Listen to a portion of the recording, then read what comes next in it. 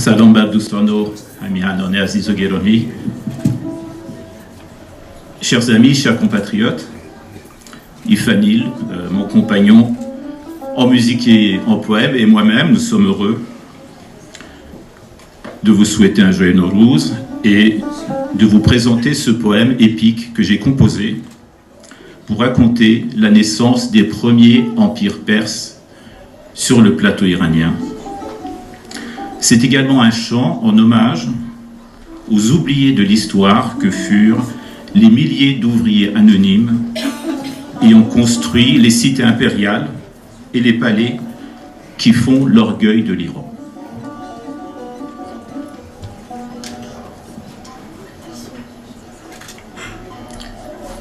Quelle est donc cette terre à la croisée des mondes, où des peuples venus de déserts et plateaux, se posant comme au port, s'arriment les bateaux, parvinrent de vallées que de fiers fleuves inondent. Cette terre où guerriers et nomades errants ont déposé leur âme, une âme qui perdure, cette terre qui ne fut de pré ni de verdure pour des siècles durant et qui sera l'Iran.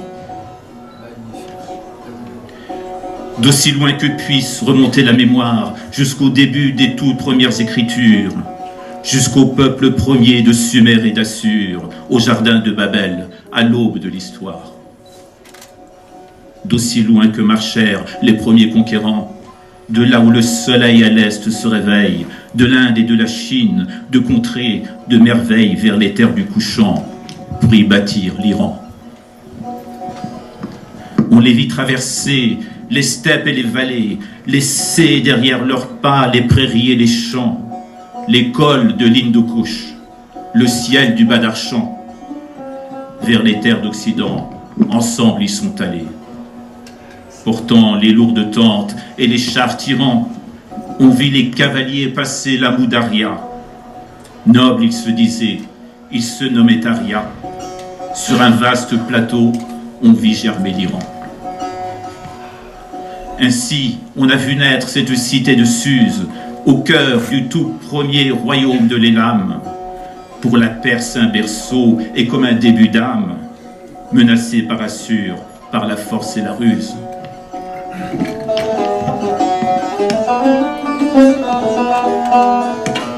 Ils vinrent, nous dit-on, il y a 3000 ans, d'entre la mer Caspienne et la mer d'Aral. Tous ces peuples longeant l'antique littoral vers le sud et vers l'ouest pour y créer l'Iran. Il y eut les Alains, les Scythes et les Sarmates. Au nombre de ces peuples qui se disaient ariens, il y eut les Mèdes, les Perses, les Bactriens, puis vifs comme le vent les cavaliers partent. Le premier des élus, celui de plus haut rang, Cyrus, roi d'Enchamp, enfant d'Achéménès, porteur d'aura divine, dès sa prime jeunesse, arbora la couronne de Perse, futur Iran. De lui on retiendra pour les siècles à venir la mémoire d'argile d'un cylindre gravé, un édit que quiconque ne saurait entraver, à toutes les oreilles le faisant parvenir. Ainsi, face à ces mots, il ne fut de tyran s'avisant de fouler aux pieds les droits de l'homme. Ces mots que les mages et que les scribes nomment ces ordres parvenus du roi des rois d'Iran. La terre des premiers Perses demeura sans limite. De l'Inde jusqu'à l'Égypte s'étendaient ses frontières. La gloire de ses rois touchait la terre entière. De Xerxès à Darius, l'histoire rejoint le mythe. Et devant ceux qui furent les plus lointains parents d'une Europe à venir, voici un âge d'or, voici Ecbatane, son palais, ses trésors, Passargade et Suse, miroir de l'Iran. Puis les rois affrétèrent des navires sans nombre, faisant voile vers le berceau de l'Occident. Les dieux de l'enfer et du ciel aidant, voici que l'on présage les destins les plus sombres. Au devant des guerriers viendra se mettre en rang l'armée des immortels, venue depuis la Perse. En face les troupes grecques qu'un cri de guerre traverse. Face à face de géants, la Grèce contre l'Iran. La bataille fait rage devant les Thermopyles, fer et flamme déversent Spartiates et Persans, Xerxès sous ses pieds, la mer Égée en sang, face au miroir d'effroi, demeuré immobile. Mais que dire de tous les adieux déchirants, des peuples décimés pour le prix des conquêtes, emportés par la faim, le froid et les tempêtes, eux si loin de leur terre, oubliés de l'Iran. Mais que dire de ces bras laborieux rapportés de l'Égypte ou d'Assur pour la gloire des rois, poussant de lourds chariots en milliers de convois pour le rêve du chat ayant tout supporté. Du désert, on vit naître par cet humain torrent l'illustre capitale, altière Persépolis, radieuse, éblouissante, devant laquelle pâlissent tous monarques de la terre, hormis ceux de l'Iran. Ainsi le décidèrent chacun des empereurs, que le jour béni de la nouvelle année, de toutes les satrapies, il leur fut amené des tribus, des dons, des offrandes d'heure en heure.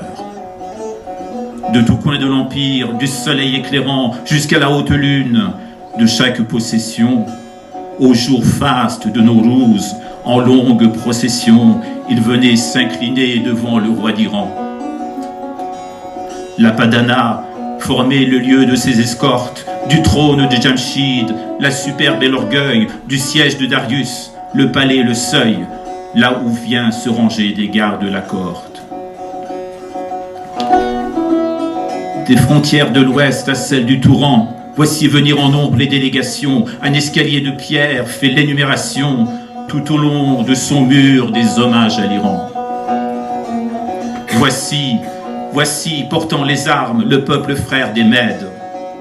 Dans ses bras, des lionceaux en guise de présent, suivis des Arméniens, des Scythes s'empressant, portant à bout de bras le plus cher qu'ils possèdent.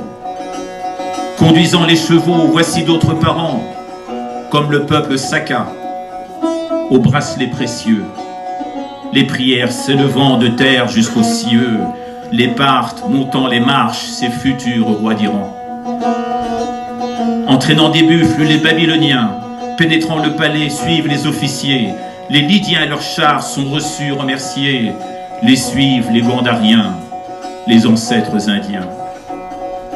Les émissaires royaux vont et viennent courant. Ils portent des épées, des lances, des boucliers, afin que du rituel, rien ne soit oublié. Ce salut de Nowruz au roi des rois d'Iran. Conduisant des taureaux, émissaires d'autres races, dans des robes choisies, voici les Égyptiens, prononçant les vœux que chacun fera sien, longue vie à Darius, dont rayonne la face. Les Arabes présentent sur la pierre accroupie d'agiles dromadaires, au devant des béliers suivent les Assyriens, portant coiffe et colliers, des défenses d'éléphants parviennent d'Éthiopie. Les parfums des épices, exquis, odorants, s'élèvent jusqu'au-dessus des puissants chapiteaux, de montagnes en forêt, de déserts en plateau, on attend la venue du nouvel an d'Iran. Leur avance, les serviteurs du feu sacré récitent sans relâche les chants de Zoroastre.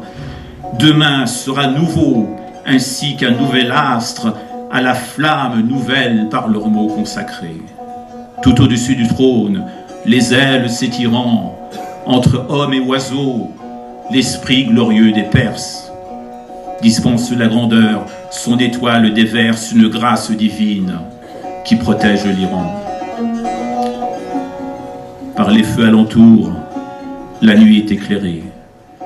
Des hymnes parviennent du palais des 100 colonnes. Le ciel de ces chants se remplit et résonne. Les chœurs pour Nowruz sont tous préparés. La vieille année s'en va. Se mourant, expirant, le monde se vêtira de rouge et de verdure. Si le règne des rois se maintient et perdure, ce sont les mots clamés aux quatre coins d'Iran. Le jour nouveau est là, sous le signe de l'Empire, les prêtres et les guerriers, garants de son pouvoir, s'inclinent face au Seigneur et à son bon vouloir, face au trône qui la gloire et la force respire. Mais les murs des palais face au monde admirant, les grandeurs passées n'auront jamais de mots pour compter les souffrances, les tourments et les maux de ces mains besogneuses qui ont bâti l'Iran. C'est devant de tels peuples que l'histoire balbutie, c'est devant les siècles de labeur en silence que l'histoire se tait et ne fait pénitence devant l'injuste sort du divin Ferdowsi.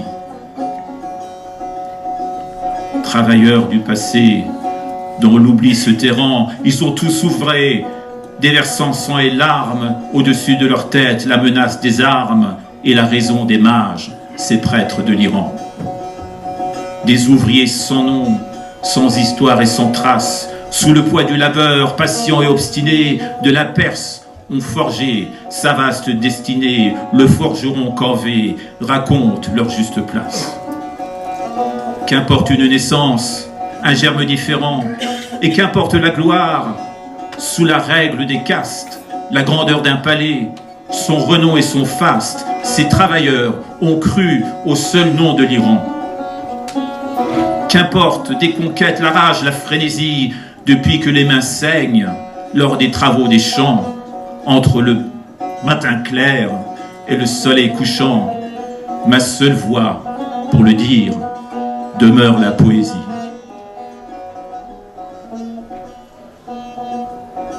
Toi qui entends ces mots, ces vers éclairants, un destin glorieux choisit la clairvoyance. Retiens de cette terre cette unique croyance que la seule religion de l'Iran, c'est l'Iran.